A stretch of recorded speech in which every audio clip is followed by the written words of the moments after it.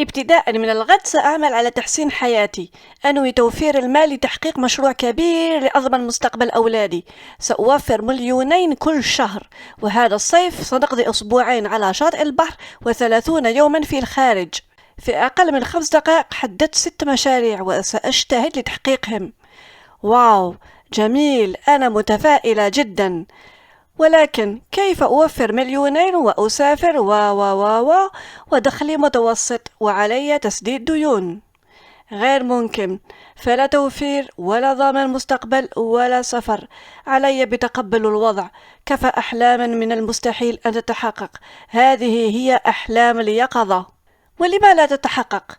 لا يجب الاستسلام. هيا أتوكل على الله وأنطلق. سؤالين في ذهني: من أين أبدأ؟ وماذا أفعل لأصل إلى هدفي بل أهدافي؟ لندرس الوضع سويا. اضغط على زر الإعجاب، اشترك وفعل الجرس على الكل، تابع واكتب لي رأيك بعد المشاهدة. شكرا. إذا كنت تريد توفير المال أو قراءة مجلدات، ابدأ بتحديد هدفك أو أهدافك بالطريقة الصحيحة المنطقية. تحديد الهدف أمر مهم جدا وضروري. فما هي الطريقة الصحيحة للقيام بذلك؟ وماذا عن من لا هدف له في الحياة؟ قبل الإجابة لنرى البعض من فوائد تحديد الهدف، صغير كان أو كبير. تحديد الهدف أو المشروع يساعد على تحديد الاتجاه الذي نسعى إليه، فنتمكن من وضع الخطوات التي يجب اتباعها لتحقيق النجاح والتطور. يساعد على تركيز الجهود والطاقات في اتجاه معين، فنتجنب الإنفاق العشوائي للطاقة والمال. بدون هدف واضح يمكن أن نشعر بالضياع والارتباك والتشتت، فنجد صعوبة في اتخاذ القرارات الصحيحة. عندما يكون لديك هدف محدد يسهل عليك تنظيم الوقت والجهود لتحقيقه وزيادة الإنتاجية. عند تحديد الهدف نتمكن من تحديد الأولويات، ويكون من الأسهل العمل بجدية، ويكون لك الدافع للاستمرارية ومواصلة ما عليك القيام به. نتمكن من تقييم النتائج بشكل أفضل وتحديد ما يحتاج إلى تحسين وتعديل. يساعد على معرفة ما إذا كانت الخطة المتبعة مناسبة، غير مناسبة، أو مناسبة مع بعض التعديلات، وهذا يجعل تحقيق الأهداف المستقبلية أسهل، فالهدف المحدد يستخدم كمقياس للتقدم. تحديد الهدف مهم في المجال المالي أو الشخصي أو المهني. كيف يمكن تحديد الهدف؟ تحديد الهدف يتطلب تفكير جيد ووقت قد يكون طويل، ولتكون الطريقة فعالة عليك اتباع بعض الخطوات الأساسية. من الأفضل أخذ نقاط ليسهل عليك استيعابها وتطبيقها. ابدأ بتقييم قدراتك ومواهبك واهتماماتك. لا تستهين بفوائد الكتابة. ضع حبر على ورق نقاط قوتك ونقاط ضعفك، وما تستمتع بالقيام به، ما يسعدك في حياتك. بعد تقييم ذاتك قم بتحديد المجالات الرئيسية التي ترغب في العمل فيها، قد تكون متعددة ومتنوعة.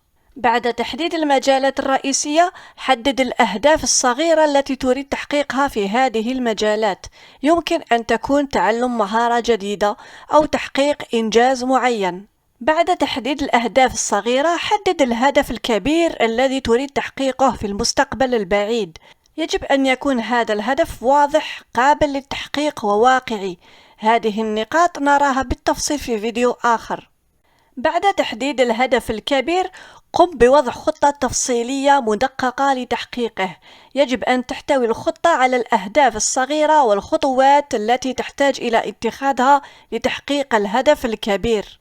تابع تقدمك نحو تحقيق الأهداف الصغيرة والهدف الكبير. قيم تقدمك بشكل منتظم وقم بالتعديلات اللازمة. تحديد الهدف يتطلب التفكير فيما تريد تحقيقه ووضع خطة لتحقيقه. يجب أن يكون شخصي. الهدف هدفك أنت، ويعكس ما تحتاجه في حياتك. يمكن أن يتغير مع مرور الوقت بما يتماشى مع تطوراتك وتجاربك وتغير احتياجاتك. من الأخطاء التي نرتكبها عند تحديد الأهداف أن تكون هذه الأخيرة غير واضحة، غير واقعية، عديدة في آن واحد، كأن تقوم بمشاريع مختلفة وكثيرة في نفس الوقت، ومن الأخطاء عدم وضع تخطيط وخطوات دقيقة وعدم المتابعة. لا نراقب التقدم بشكل دوري، ولا نقوم بالتعديلات اللازمة في الخطة إذا لزم الأمر.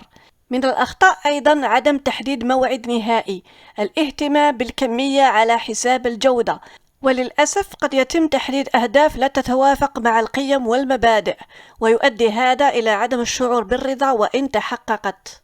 إذا كنت تريد تحديد الأهداف بشكل فعال في المجال المالي أو الشخصي أو المهني، عليك تجنب هذه الأخطاء وتحديد أهداف واضحة واقعية محددة، ووضع الخطوات اللازمة لتحقيقها وتتماشى مع قيمك ومبادئك. الأهداف يجب أن تكون ذكية. كيف هذا؟ الإجابة في الفيديو الموالي. وماذا عن من لا هدف له في الحياة؟ هناك من يشعر بالقلق والضياع وبالعجز بسبب عدم وجود هدف محدد في حياته. إذا كانت لديك هذه المشكلة، بدلاً من التركيز فيها ابحث عن الحل. اسأل نفسك إذا كان عدم تحديد هدف في صالحك وصالح مستقبلك ومستقبل عائلتك. البحث عن الهدف الذي يناسبك يمكن أن يتطلب منك الكثير من الوقت والجهد، ولكن يمكن أن يكون أيضا ممتع ومجزي. خذ وقتك. ابدأ بتحديد ما تحب القيام به ويسعدك. وعن كيف يمكنك استخدام مواهبك لرفع دخلك مثلا. لا تنسى أن الهدف لا يحتاج إلى أن يكون كبير. يمكنك العثور على الهدف الذي يناسبك ووضع خطة لتحقيقه من خلال البحث في الإنترنت عن الأفكار والوسائل.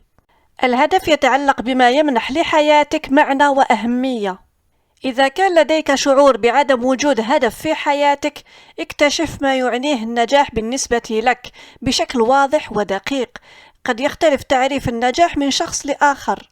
حدد أهداف صغيرة ومنطقية يمكن الوصول إليها تدريجيا بدلا من البحث عن هدف كبير وغير واقعي. استكشف اهتماماتك لمعرفة ما يمنحك الشعور بالإنجاز. ابحث عن الدعم من الأصدقاء، الأسرة، المجتمع. يمكن أن يساعدك أحدهم في تحديد هدف يناسبك والعمل نحو تحقيقه. بتحديد الأسباب التي تدفعك إلى رغبة تحقيق أهداف معينة، مثل توفير وادخار المال، تعلم لغة جديدة، أو إنقاص الوزن، تصبح رؤيتك أكثر وضوح، فيمكنك التخطيط لمشاريعك بشكل أفضل. سنتعرف على طرق ووسائل وأدوات، طرق سهلة وبسيطة. حتى لا تنسى وتتمكن من التركيز، اكتب على ورقة. لتحديد الهدف بالطريقة الصحيحة الفعالة يجب أن: 1. أقيم ذاتي. 2. أحدد المجالات الرئيسية. 3. أحدد الأهداف الصغيرة. 4. أحدد الهدف الكبير. 5. أضع خطة. 6. يجب علي المتابعة والتقييم. أذكرك بالاشتراك وتفعيل الجرس على الكل إذا كنت لا تريد أن يفوتك الجديد. اعتني بنفسك. نلتقي لاحقا. سلام.